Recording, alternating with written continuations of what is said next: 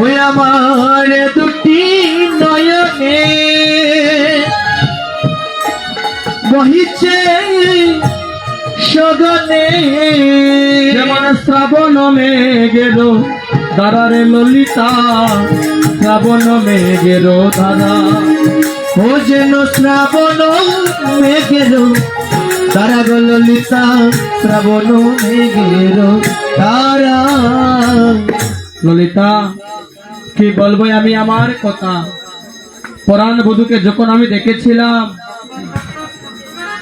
ওই পরাণ বধূকে যখন আমি জলের ঘাটে দেখেছি, জলের ঘাটে দেখা মাত্র আমার মধ্যে যে আমার মান কুলমান ছিল, মান কুলমান সবকিছু আমি আমার গোবিন্দ চরণে সমর্পণ করে দিলাম। ললিতা রে, আজ আমি কেনই বা গেলাম ওই যমুনার তীরে বলতে পারি না। যদি জানতাম যমুনার তীরে গেলে এমন হবে, তাহলে আজ আমি যমুনার তীরে যেতাম না। তাহলে শোনে ললিতা, কেন আজ আমি যমুনার তীরে গেলাম। ললিতা গো,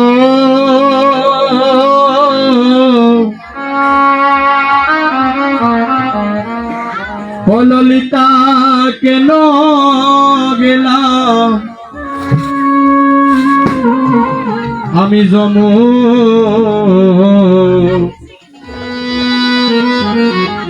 যমুনার তীরে। ও ললিতা গো,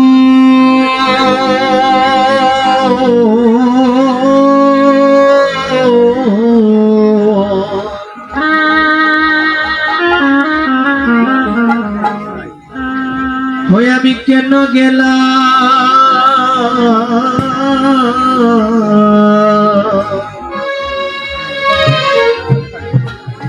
ওই না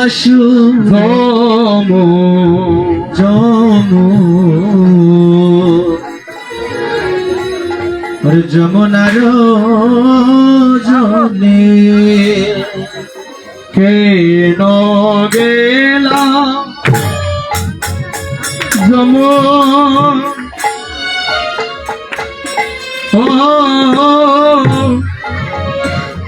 যমুনার জলে রে সজনী, কেন গেলাম আমি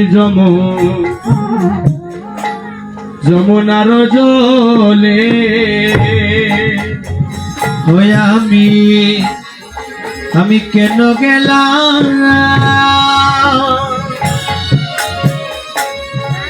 যমুনার হরে জলে গো। আমি কেন গেলাম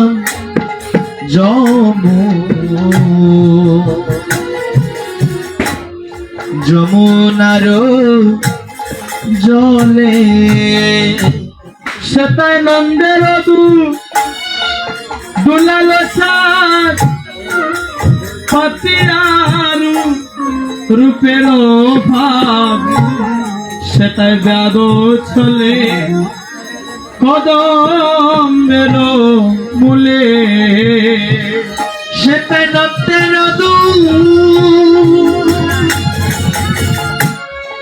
দুলাল হরে পাতিয়া রূপে ব্যাদ চলে কদম বেলো মূলে। সদারানী বলছেন, ললিতা, আমি কেনই বা গেলাম ওই যমুনার তীরে।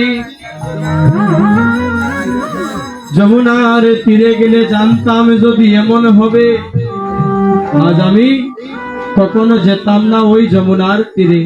ললিতা রে, শোন তুই আমার দুঃখের কথা, কেমন করে আমি আজ যমুনার তীরে গেলাম। ললিতা রে,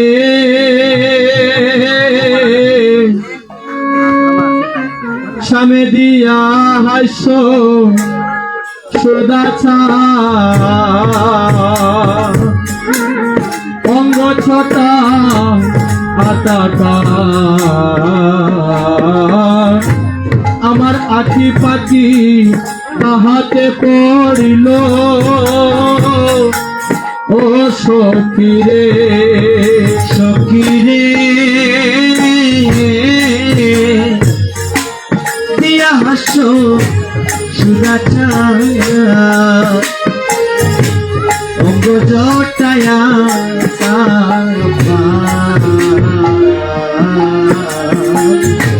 দিয়া আখি পাখি পাখি তাহাতে পড়িল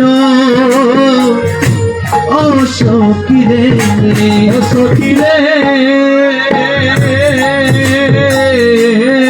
স্বামী দিয়া হাস্য সুদাচা তরঙ্গ ছটায়া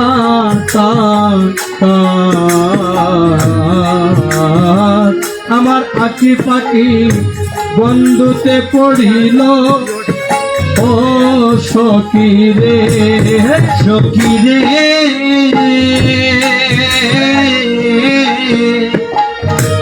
দিয়া হাসো সুদাচা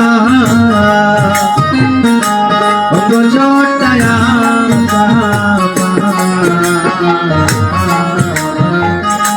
আকি পাতি বন্ধুতে মরিল ও সখী রে কইলে মন মৃগী হেন কালে পড়িল সেই রূপের জালে মনোবিধি কালে পড়িল রূপের জালে আমার শূন্য দেহ পিণ্ড রহিল আমার শুভ দেহ পিঞ্জর রইল এক শূন্য দেহ পিণ্ড রহিল ওর শূন্য দেহ পিঞ্জর রইল কথাটা বুঝতে পারছেন?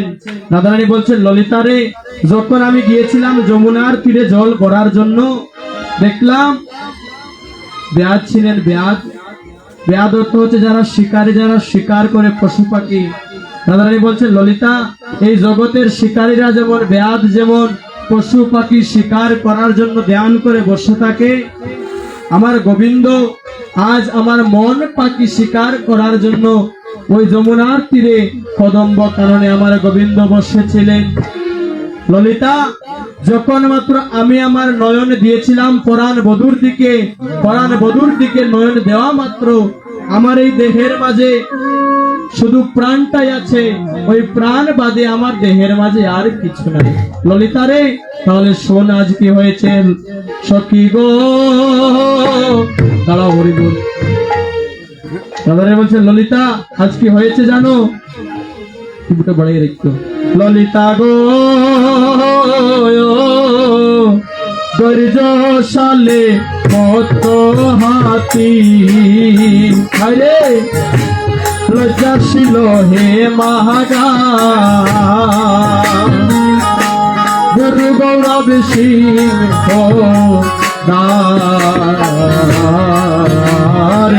ধর্মের কপাট ছিল হাতে সখী রে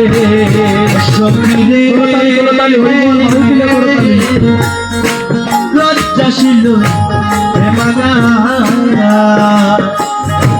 গুরু গৌরব সিংহ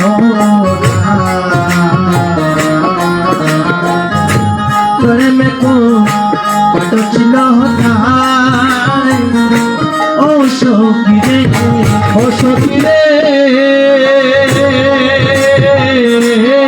ওই যে আমার লজ্জাশীল হেমাগার গুরু গৌরব সিংহ ধর্মের পাঠ ছিল তাতে ও সখী রে, ও সখী রে,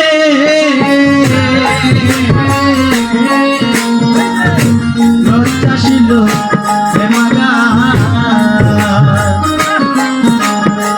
গুরু গৌরব সিংহ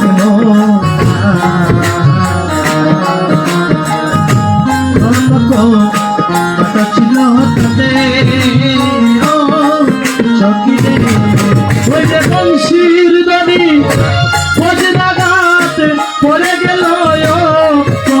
শ্যামা ওরে বংশীধনী বজরানা পরে গেল কুসুমায় সখীরে সমভূমি করিল আমায় সখীরে সমভূমি করিল আমায় ধৈর্য সালে মত্ত হাসি বাধা ছিল দিবারাত্রি চিত্ত কইল কটাক স্বয়ং কুশে এ সখীরে সখীরে দরিদ্র সালে রক্ত হাতি বাধা ছিল দিন রাত্রি কইল কটাংশ কঙ্কুশে ও সখীরে সে যে গম্বেরসি কলে কাটি পলাইয়া গেল ছুটি না পাইলাম তাহার উদ্দেশ্যে সে যে দন্তের রশি গম্বেরো কাটি পালাইয়া গেল গো ছুটি না পাইলাম তাহার উদ্দেশ্যে সখী গো ওই যে কালিয়ার কুটিল মানে আমার তুলসীল দরি তানে কত এলু কুটিল ব্রজবাস ও সখী রে সখীরে কালিয়া কুটিল মানে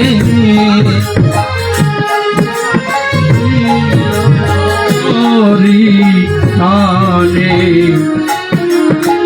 কত এলু কুটিল ব্রজবাস সখীরে প্রাণমাত্র আছে বাকি তাও বুঝি যাবে সখী প্রাণমাত্র আশা বাকি তাও বুঝ যাবে গো সখী ও প্রাণ বন্ধু রে ও প্রাণ বন্ধু প্রাণ বন্ধু রে প্রাণ বন্ধু রে ও প্রাণ বন্ধু রে ও প্রাণ বন্ধু রে ও প্রাণ বন্ধু রে ও প্রাণ বন্ধু রে প্রাণমাত্র আছে বাকি তাও বুঝি যাবে সখী বলয়ে যোগানন্দ রায় ওরে প্রাণমাত্র আশা বাকি তাও বুঝ যাবে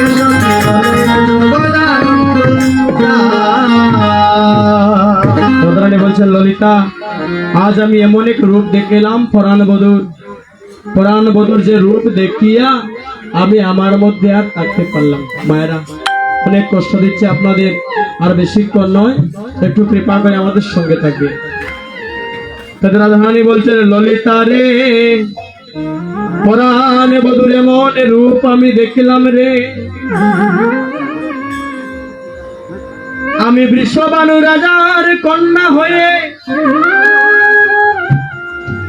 আমি সারাটা জন্ম কেঁদে কেঁদে গেলাম জানো ললিতা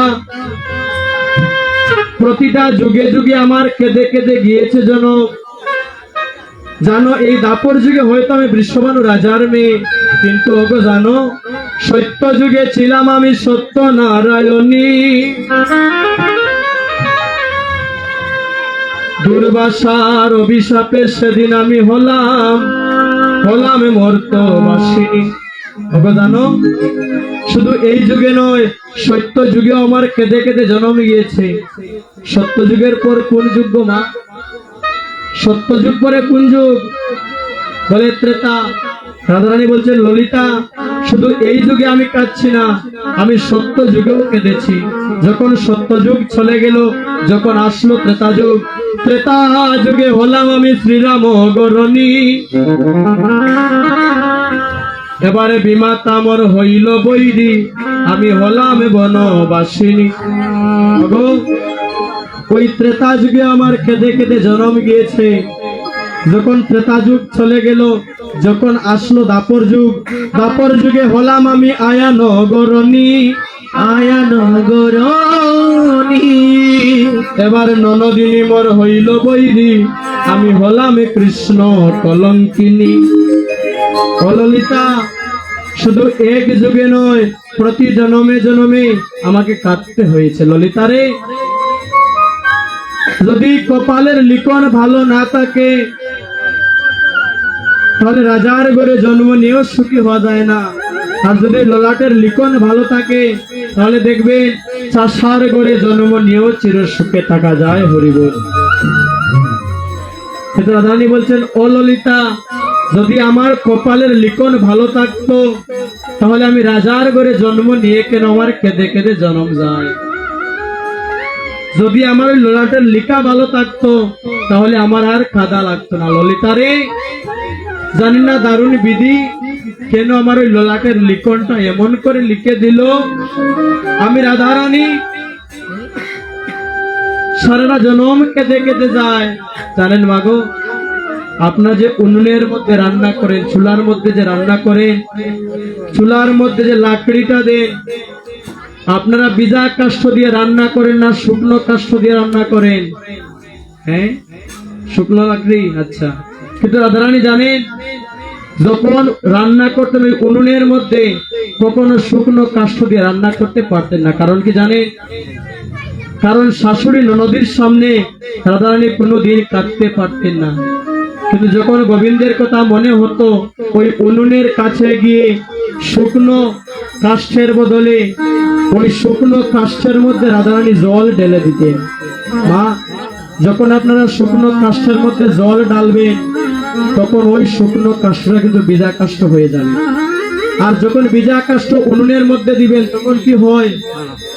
যদি ভিজা কাষ্ঠ চুলার মধ্যে দেন তাহলে কি হবে? বলে ধোঁয়া উঠবে, আগুন ধরবে না। রাধারানী কি করতেন? যখন গোবিন্দের কথা তার স্মরণ হতো, ওই শুকনা কাষ্ঠের মধ্যে জল ঢেলে দিতেন। যখন জল ঢেলে দিতেন ওই শুকনা কাষ্ঠ ভিজা কাষ্ঠ হয়ে যেত। আর ওই ভিজা কাষ্ঠ যখন উনুনের মধ্যে দিতেন ধোঁয়া উঠতো, আর ওই ধোঁয়ার আড়ালে বসে প্রেমমোহী রাধারানী গোবিন্দ গোবিন্দ বলে কাঁদতেন। হরিবল। রাধারানী বলছেন, ললিতারে, এমন জন্ম আমি নিলাম যে জন্মে শুধু কেঁদে কেঁদেই সারা জন্ম গেল। তাহলে শোন ললিতা, আমার দুঃখের কথা তোর কাছে খুলে বলি। ললিতে গো আমার, আমার কি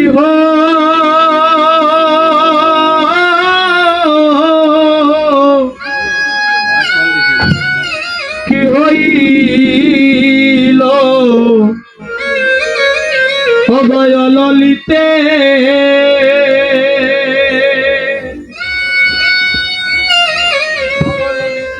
ললিতে গো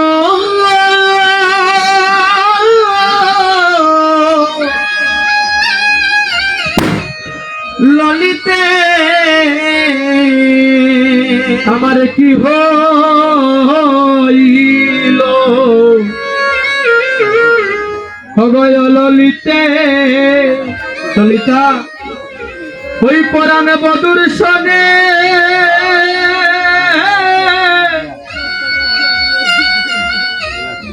আমি প্রেম করিয়া যাতে গেল কুলমান গেল,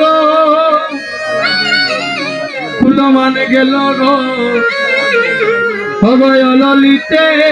ললিতা, তাহলে শোন, পুরাণ বধুর রূপ, যে রূপ দেখে আমি পাগল হলাম, তোর কাছে খুলে বলি ললিতা, কি দেখলাম যেন যমুনার তীরে আমি দেইকা আইলাম তারে সইগ,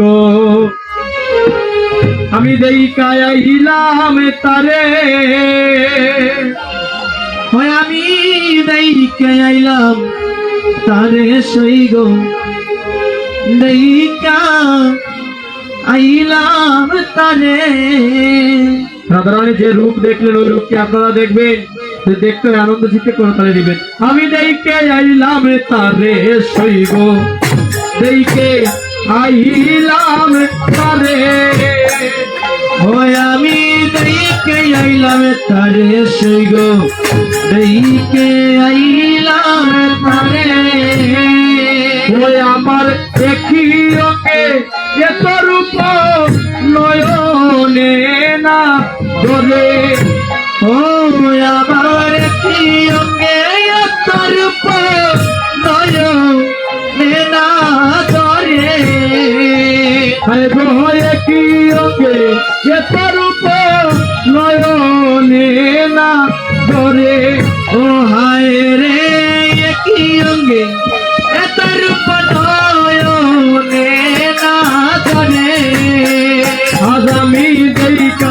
আইলাম তারে সইব দেখে আইলাম তারে ওই আমি দেখে আইলাম তারে সইব দেখে আইলাম তারে গন্ডা সে দিল দোসরা নব গুঞ্জা দিয়া আরে রে মন্ডা সে দিল দোসরা নব গুঞ্জা দিয়া সৈক গন্ডা সে দিল দোসরা নব গুঞ্জা দিয়া সই গো মন্ডা সে দিল দোসরা নব গুঞ্জা দিয়া বলই যে সুরার উপর ময়ূর পাখা বামে হেলাইয়া ও সে যে চূড়ার উপর ময়ূর পাখা বামেতে হেলাইয়া বলই যে উপরে ময়ূরের পাখা বামে হেলাইয়া ও সে যে উপর ময়ূর পাখা বামেতে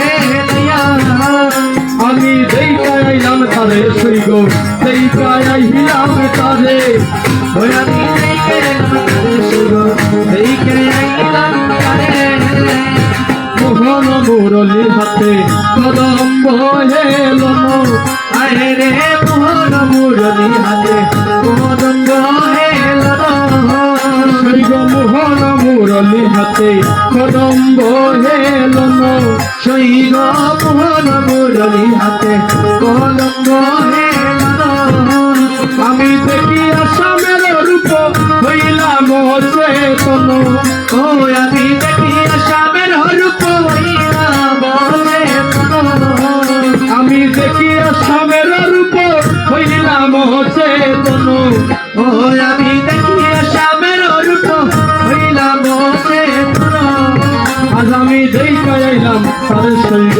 দেখে আইলাম তারে আমি দেখে তারে সইব দেখে আইলাম কালিয়া বরণ গোপালার চন্দনেতে মাথা আয় গো কালিয়ার চন্দনে মাথা হয়তো কালিয়া বরণ গোপালার চন্দনেতে মাথা আরে কালিয়ার গোপালার চন্দনে মাথা হয়তো আমা হইতে যাত কুলামান নাহি গেল রাখা আয় রে আমা হইতে যাকুলা বানাই গেল আমি দেখে আইলাম তারে সইব দেখে আইলাম তারে আমি দেখে তারে সইব দেখে আইলাম তারে গৃহকর্ম করিতে সই আলয় মুর মনে আয় রে কি কর্ম করিতে সই আলয় মোরে মনে সৈব গৃহকর্ম করিতে সই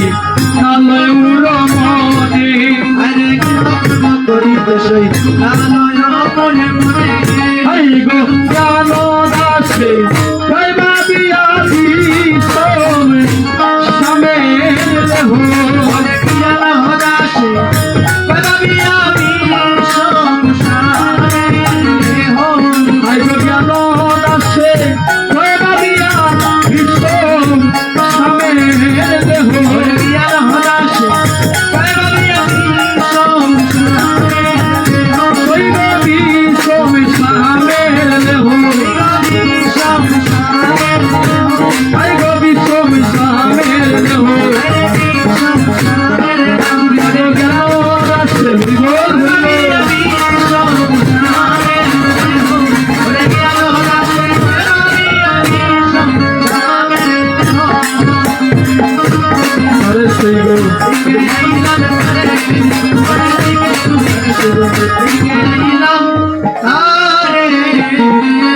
রাধারানী কি রাধারানী কি রাধারানী কি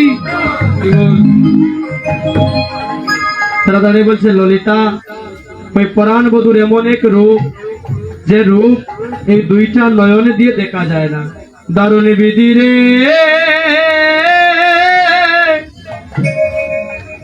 ওই দারুণ বিধি যদি আমায় দুইটা নয়ন না দিয়ে আমায় লক্ষ নয়নে দিত ওই লক্ষ নয়নে দিয়ে আমি আমার পরাণ বধুর রূপ দেখতে পারতাম শোন শোনে মরমি রে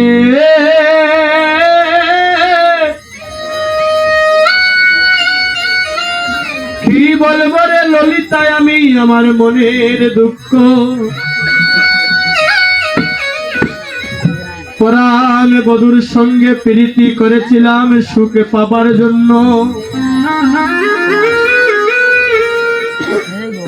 কিন্তু রাজার ঘরে জন্ম নিয়া গো সুখের বদলে আমার দুঃখে দুঃখে জন্ম যায়। ললিতা, প্রীতি করেছিলাম সুখের জন্য, কিন্তু জন্ম গেল, সারাটা জন্ম গেল আমার কাঁদিতে কাঁদিতে। যদি আমি আগে জানতাম তাহলে পরাণ বধূর সঙ্গে প্রীতি আমি করতাম না। কিন্তু জানো, পরাণ বধূর সঙ্গে তো আমার একদিনের প্রীতি নয়। তুমি যদি শুনতে চাও তাহলে আমি আমার মনের কথা তোমার কাছে বলবো। কোন দিন থেকে পরাণ বধূর সঙ্গে প্রীতি জানো? শুনলো মরমি সই গো আমার, শুনলো মরমি সই, যখন আমার জন্ম হইল আমি দুই নয়ন মুদিয়া রই। জানো, যেদিন আমার জন্ম হয়েছিল সেদিন আমি মুদিত নয়নে দিয়ে জন্ম নিলাম। সেদিন পরাণ বধূ আমার নয়নে তার যখন মাত্র হস্ত দিয়েছিল, সেদিন আমি নয়ন মেলে আমি সামনে দেখিলাম, নয়ন মেলে আমি সামনে দেখিলাম, সেদিন নয়ন মেলিয়ে আমি সামনে দেখিলাম, নয়ন মেলিয়ে আমি সামনে দেখিলাম। সেই জন্য পরাণ বধূর সঙ্গে শিশুকাল হইতে আমার ভালোবাসা, শিশুকাল হইতে বধূর সহিতে পরাণে পরাণ লেখা। তাই তো পরাণ বধূকে আমি ভুলতে পারছি না। তাহলে জানো, জানি না আমার পরিণামে কি হবে, না জানি কি হবে এ পরিণামে, না জানি কি হইবে ও পরিণামে। ললিতারে যদি নয়ন মুদে তাকি, তবে অন্তরে সে আমি গোবিন্দ গোবিন্দ দেখিলে সখিরে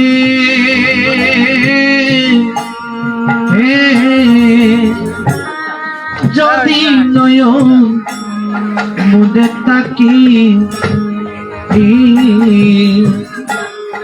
অন্তরে গো বিনীত দেখি,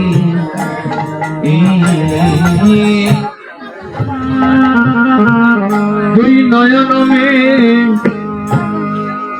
মেলিয়া দেখি শ্যাম ও সখিরে। ললিতা, যখন আমি নয়ন মুদিয়া থাকি, ওই নয়ন মুদিয়া থাকা অবস্থায় আমি গোবিন্দকে দেখি। নয়ন চাইলে দেখি, আবার নয়ন মুদলে আমি আমার পরাণ বধূকে দেখি। শয়নে গোবিন্দ, স্বপনে গোবিন্দ, গোবিন্দ গলার মালা। ললিতা, পরাণ বধূ যখন রাস্তার মধ্য দিয়ে হাঁটে, যদি চলি যাই পথে সে বাজায় মোর সাথে সাথে গো, যদি চলি যাই পথে সে মজায় মোর সাথে সাথে, যদি চলি যাই পথে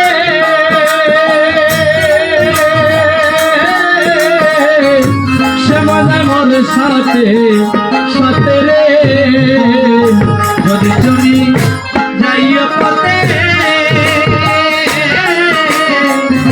সে মজায় মোর সাথে সাথে রে, চরণে চরণ ও ঠেকাইয়া, চরণে চরণ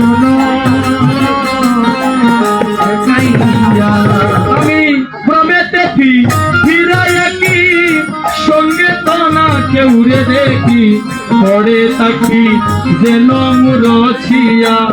আমি ভ্রমে দেখি দয়া দেখি সঙ্গে কেহ নাই রে সাথী। হয় যেন মুরছিয়া সখী রে।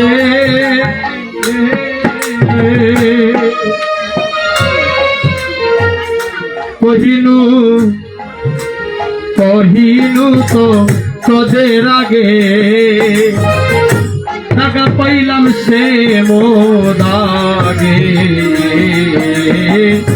এছাড়ো জীবনের কিবা দায় দায় সখী গো। সখী গো কহিনু তো বের আগে টাকা পাইলাম সে মোদাগে। এছাড়ো অনুগাহিতা সখী রে। আমি তুলসী দিয়া সমর্পণ করিলাম হিয়া এ জনমের মত রাঙ্গা পায়। আমি তুলসী দিয়া সমর্পণ করিলাম যাইয়া এ জনমের মত রাঙ্গা পায়। আমি তুলসী দিয়া সমর্পণ করিলাম হিয়া এ জনমের মত রাঙ্গা পায়। আমি তুলসী দিয়া সমর্পণ করিলাম যাইয়া এ জনমের মত রাঙ্গা পায়। জানো তিল তুলসী মাত্র যদি কিছু থেকে থাকে আমি আমার প্রাণ বধূর সানে বধূর চরণে আমি আমার মন প্রাণ সব সমর্পণ করে দিলাম। ললিতারে জানো কি হয়েছে জানো? যদি আমার এই প্রাণ তার চরণে পিতে পারতাম কি হবে জানো? যোগিনী ইয়া যাব শ্রবণে কুণ্ডল দিব গো। যোগিনী হইয়া যাব শ্রবণে কুণ্ডল দেব গো। এছাড়ো গৃহ ও পরিহরি। এছাড়ো গৃহ ও হরিহরি। আমি কৃষ্ণ নাম নিব মুখে জনম কাটাইব গো সুখে। কৃষ্ণ নাম নিব মুখে লুডারি হরিব কাটাইব সুখে। হরে ও প্রাণ বন্ধু রে ও প্রাণ বন্ধু রে। হরে ও প্রাণ বন্ধু রে ও প্রাণ বন্ধু রে। হরে ও প্রাণ বন্ধু রে ও প্রাণ বন্ধু রে। ও প্রাণ বন্ধু রে ও প্রাণ বন্ধু রে। ও প্রাণ বন্ধু রে ও প্রাণ বন্ধু রে।